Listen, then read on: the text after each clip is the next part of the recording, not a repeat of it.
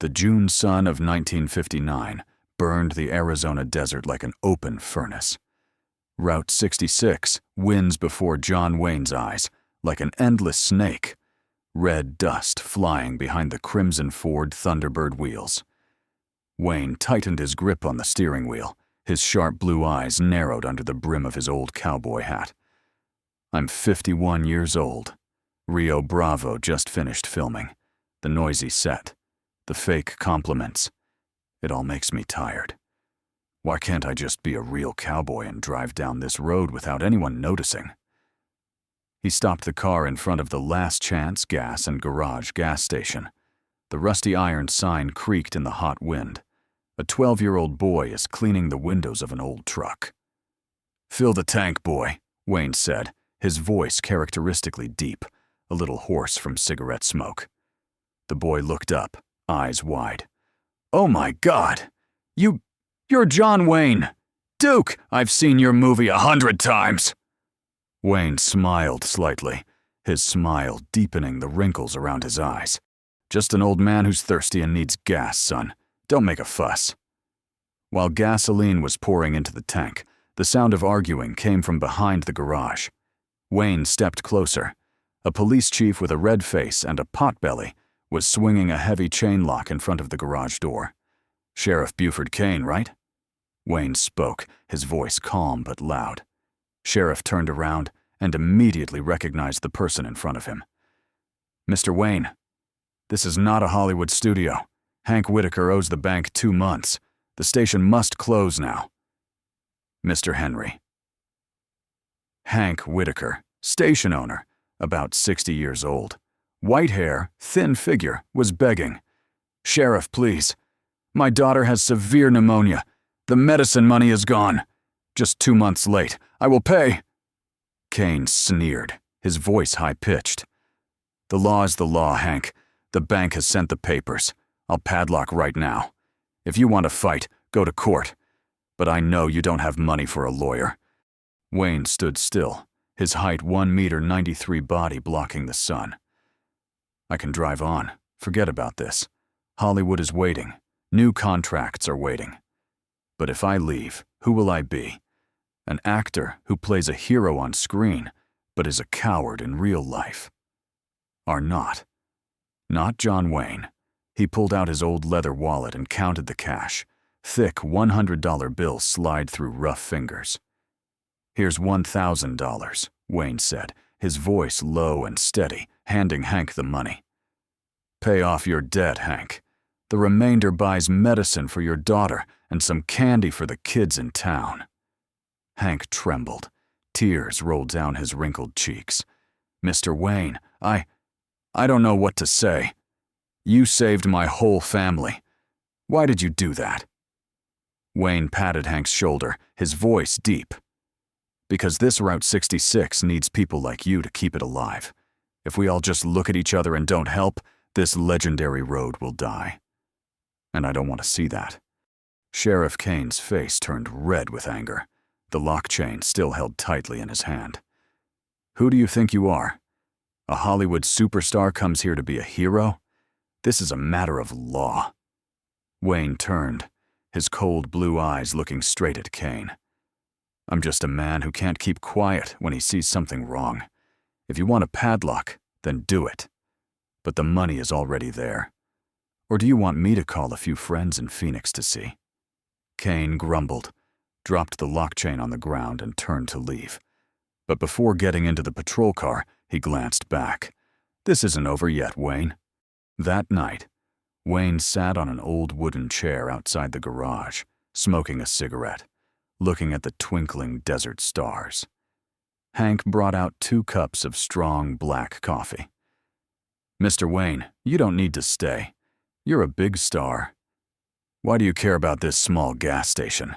Hank asked, his voice shaking. Wayne took a deep breath, the smoke drifting in the cold night wind. "I'm tired of roles. Every time I act in a movie, I have to prove that I am a real man. But real life is different. Broken families, short-lived relationships. And now, I'm running away on Route 66. Or am I finding myself again? Because I was a boy in Iowa, Hank, Wayne said slowly. My father died early. My mother worked hard. I know the feeling of losing everything just because of lack of money. Hollywood gave me fame, but not my soul. Tonight, I feel my soul is more alive than ever. Hank nodded, his eyes sparkling. My daughter, Mary, she asked me today, "Is it really John Wayne, Dad?" She was smiling all the time when you gave me the money. You not only saved the station, you saved our hope. The next morning, the news spread quickly. A young female reporter, Elena Ramirez, drove up from Flagstaff. She's about 28 years old, long black hair, sharp eyes, Mexican-American. "Mr. Wayne, this is Elena from the local newspaper. Can you say a few words about paying off Hank Whitaker's debt?" Elena asked, holding out the microphone. Wayne half smiled. "What do you want me to say? That I hate to see the strong bully the weak? Or that Sheriff Kane looks more like a robber than a lawkeeper?" Elena laughed, her voice challenging. "Are you really saying that directly? Didn't Hollywood teach you how to avoid it?" Wayne looked at her intently, a strange feeling creeping in. This girl is not afraid of me. She has fire. It's been a while since I met someone who made me want to talk honestly. Hollywood taught me to play the role of a hero. But in real life, a hero is just someone who dares to do the right thing at the right time in the right place. If you want the real story, stay a few days. I will show you that Route 66 is not just a road. It is the blood of people. The conflict escalated quickly. 2 days later, a group of 3 thugs hired by Kane came to cause trouble at midnight. They threw rocks at the glass door and shouted, "Wayne, get out of here! Don't interfere in our business!" Wayne stepped out, shotgun in hand, only shooting in the air, growling. "You guys really want to play? I've acted in dozens of Western movies. I know how to handle people like you. But I don't want to shoot anyone. Go back and tell Kane that Last Chance is still open." A big guy sneered. "You think you're a superhero? You're just an actor." Wayne took a step forward, his massive body obscuring the darkness. "Actors know pain, no loss. But you only know how to bully the weak. Go away before I change my mind." They ran away. Wayne's shoulder was scratched by a stone and blood oozed out. Elena bandages him in the garage. "You don't have to do that," Elena whispered, her hands shaking slightly. "You can leave at any time." Wayne looked into her eyes, his voice low and introspective. "I can leave, Elena. Every night I ask myself, what are you doing here, Duke? Hollywood is waiting for $1 million contract. Why did you choose to stay at this gas station?" But then I looked at Hank, at little Jose, at Hank's daughter. And I knew if I left, I would always be a coward in my heart. I've played too many heroic roles. This time, I want to be a real hero. Elena stopped and looked at him. "What are you most afraid of, Mr. Wayne?" "I'm afraid that one day, my children and grandchildren will ask, 'What did Grandpa ever do to change the world?' And I only know how to talk about movies, not real life." The next morning, the wound on Wayne's shoulder was still sore, even though Elena had carefully bandaged it. He sat on the garage porch, holding a cup of thick black coffee, looking far into the horizon, where Route 66 merged into the red desert. I have lived more than half my life. So many movies, so many heroic roles. But last night, when the thugs rushed in, I didn't think about the scenario. I just thought, if I fall, Hank will lose everything. What will Elena think of this old actor? Elena walked out of the small room, her black hair tied up, her white shirt slightly wrinkled from sleeping on the pillow. She held the notebook. Her voice was gentle but sharp. "Mr. Wayne, can you sleep? Or are you still thinking about Kane and his goons?" Wayne turned his head. A familiar half-smile appeared. "Girl, you're watching closely. I sleep like the dead. But I wake up, and my head is spinning. You know, Elena, in Hollywood they say I'm the Duke, undefeated. But here, on this street, I'm just a big guy wondering what the hell I'm doing. Elena sat down in the chair next to her, a little closer than the day before. I interviewed dozens of people. They said Kane and the Desert Dream Real Estate Group are foreclosing on at least 5 other gas stations along Route 66. They want to demolish them all to build a luxury resort for wealthy tourists from California. What do you think? Wayne inhaled deeply, cigarette smoke drifting in the hot morning wind. His voice was low, full of internal conflict. I hate them. I hate them to the core.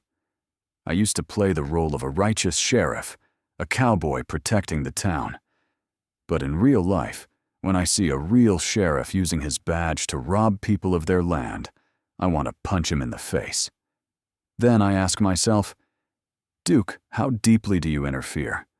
You have a family, a movie contract waiting in Los Angeles. In just 1 month, you will film a new movie. Why not? Drive on. Leave Hank to fend for himself? Elena looked at him intently, her brown eyes warm but steady. Because you're not that type of person. I've been watching your movies since I was little. You always say, a man's gotta do what a man's gotta do. This time you're living up to your own lines, right? Wayne laughed loudly, the laughter echoing in the garage. You're really good at flattery, Elena Ramirez. But it's true. Last night, while bandaging me, your hands were shaking. You were scared too, right? She blushed slightly but didn't shy away. Afraid. Afraid you'll get hurt worse. Afraid Kane will come back with a real gun. But I'm also afraid. If you leave, I'll lose the chance to tell the real story of Route 66. Not the travel story, but the blood and tears of people like Hank. Hank emerged from the garage, holding a cold sandwich. Mr. Wayne, Elena, eat breakfast. Mary is much better today thanks to the medicine money. She said she wanted to see you to thank you. Wayne stood up and patted Hank on the shoulder. Hank, you're the real hero here. I'm just a lucky passerby with some cash. 2 days later, Wayne decided to drive with Elena to Phoenix to meet with a lawyer and some influential old friends. The Thunderbirds sped along Route 66. Hot wind rushed into the cabin. Elena held the old map, her voice excited. Mr. Wayne, do you remember the first time you drove on Route 66? Wayne held the steering wheel firmly, eyes on the road, but his mind flying to the past. Remember? In 1930, I was young, not yet famous, driving an old truck carrying goods from Illinois to California. At that time, I thought Hollywood was just a pipe dream. Now, I'm famous, but sometimes I crave that feeling of anonymity. No one recognizes me. No one expects a hero. Elena turned. What do you regret most about your career? Wayne was silent for a long moment. The car drove through a straight road. The desert on both sides seemed endless. Regret? Much. Broken marriages. Drunk nights to forget that we are playing a role instead of living a real life. And now, at the age of 51, I'm still running away on this road. I regret spending so much time in the spotlight instead of with my children, he said huskily. They grew up with their father, just a shadow on the silver screen. Elena, do you have a family? She sighed. My parents immigrated from Mexico. They worked hard along Route 66. My father was chased away by local police for being suspected of illegal immigration. That's why I became a reporter, to tell the stories of anonymous people. Suddenly, a Sheriff Kane patrol car chased from behind, sirens blaring. Wayne tightened his grip on the steering wheel. It followed us. Kane used the loudspeaker. Wayne, stop the car. I have an inspection order. Wayne stopped on the side of the road. Kane stepped down, his hand on the gun, smirking. Hollywood superstar violated speeding. Where are the papers? Wayne stepped out, a head taller than Kane. His voice was cold but controlled. "Sheriff, you are abusing your power. We are going to Phoenix to see a lawyer. What do you want?" Kane sneered. "I want you out of my area. Hank Whitaker is mine. The land along Route 66 belongs to Desert Dream. What do you think your cash can change?" Elena interjected, her voice sharp. "We have evidence of bribery. You and Desert Dream will be exposed." Kane glanced at Elena with contempt. "Mexican girl. Know your destiny." Wayne took a step forward, his broad shoulders shadowing Elena. "Don't touch her, Kane. I'm not an actor right now. I'm John Wayne, and I hate bullies. If you want to play, we'll play to the end." The air was as tense as a piano string. Kane finally backed down, but before leaving he threw back. "Phoenix is a long way, Wayne. The road is long and full of accidents." That night, they stopped at another small roadside station, set up a temporary tent, and built a fire. Hank didn't come along, but little Jose from Last Chance asked to come along to learn to be a cowboy. Wayne sat by the fire, telling Jose a story. "Son, a hero is not someone who is not afraid. It's someone who is afraid, but still does the right thing." Jose looked up. "What are you afraid of, Uncle Wayne?" Wayne smiled sadly, looking into the fire. "Fear of old age. I'm afraid that one day no one will need the Duke anymore. I'm afraid I can save a station, but I can't save the soul of America, which is changing too quickly. I'm afraid this road will disappear," he said. "Route 66 is a symbol of freedom, but greed is killing it. Kane is just a small part."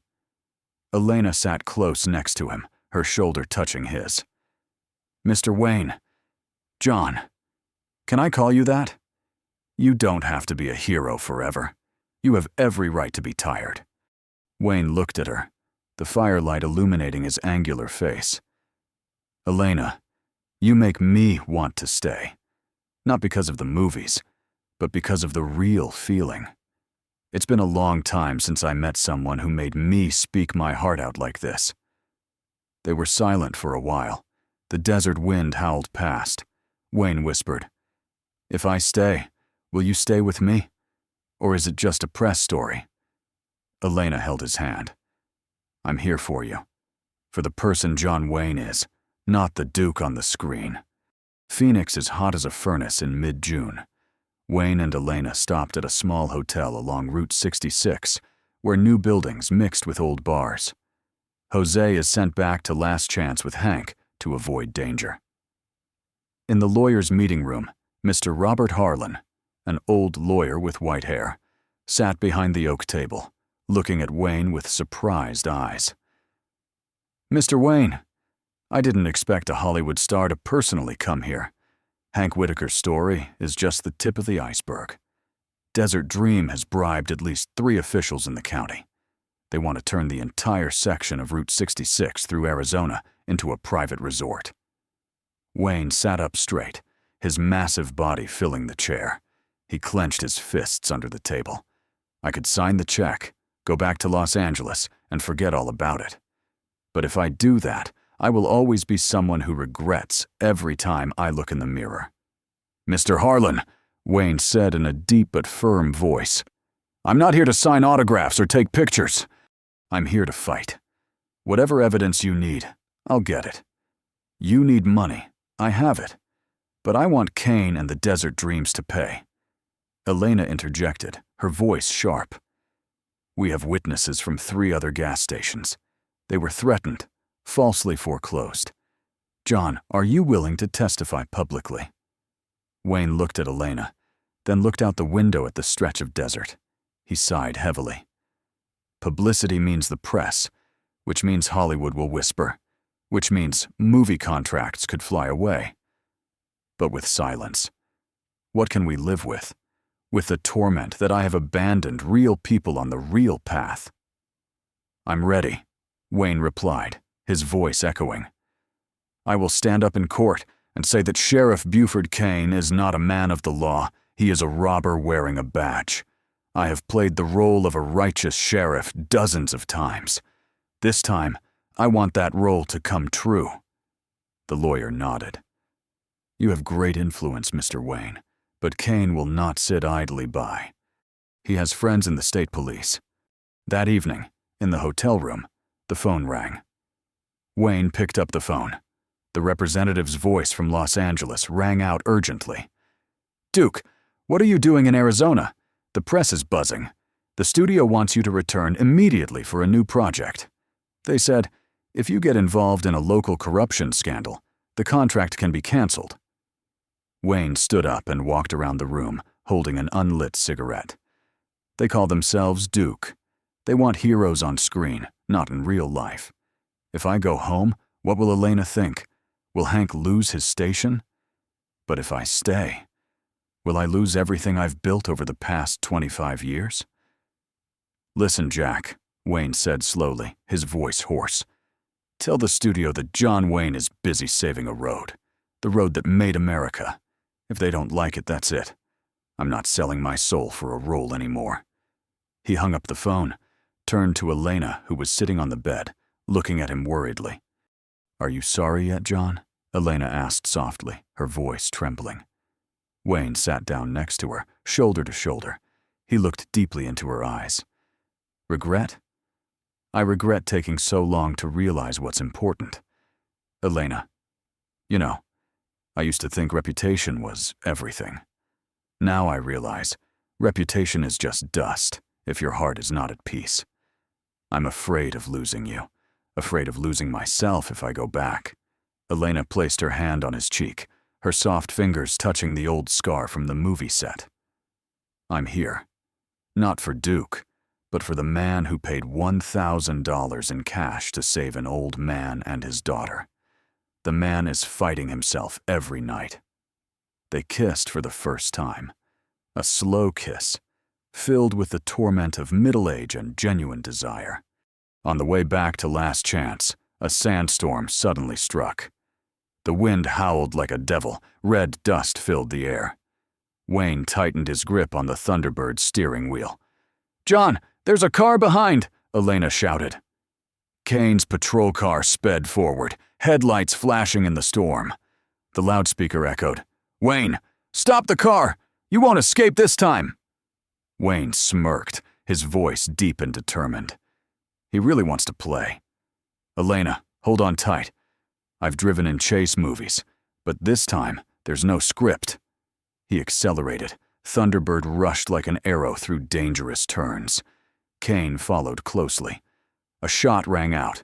The bullet grazed the rearview mirror. This is not a movie. This is real. If I die here, at least I die for the right thing, not lying in an old hospital bed with regrets. "Do you want war?" Wayne growled to himself, then turned to Elena. "Are you okay? If you're scared, I'll stop." "I'm not afraid when I'm with you," Elena replied, holding his hand tightly. Wayne used excellent driving skills, swerving through the sandstorm, finally catching Kane's tail by turning onto an old side road that only the locals knew about. They stopped under a large rock, panting. Wayne hugged Elena. "I almost lost you. This time I won't run anymore. We will fight to the end." 2 weeks later, the trial in Phoenix became a major event. The courtroom was packed. Sheriff Kane sat in the defendant's chair, his face pale. Wayne walked in, wearing a checkered shirt and jeans, cowboy hat in hand. The judge asked, "Mr. John Wayne, are you under oath?" Wayne put his hand on the Bible. "I swear to tell the truth." The opposing lawyer asked, "You are just an actor. Why are you meddling in local affairs?"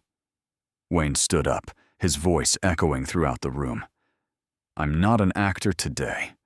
I'm a man who saw a sheriff padlock an old man's gas station just because he was 2 months behind in paying his debt. I saw greed kill Route 66, the road that brought so many people to the American dream. If I stay silent, I don't deserve the name John Wayne. I paid $1,000 in cash because I believe in justice. And today, I stand here to say that Kane and the Desert Dream must stop." The courtroom erupted in applause. Kane bowed his head. Evidence from Elena and other witnesses is given. The judge declared Kane losing his position, and Desert Dream was investigated. Last chance. Gas and Garage became a popular stop. Wayne signed his name on the wall for hundreds of visitors.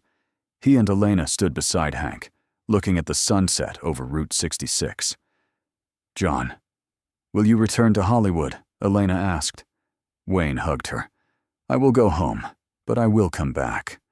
This road is not finished yet, and I need you by my side." I found myself on Route 66, not the legendary Duke, but John Wayne, the man who knows how to pay cash for the right thing.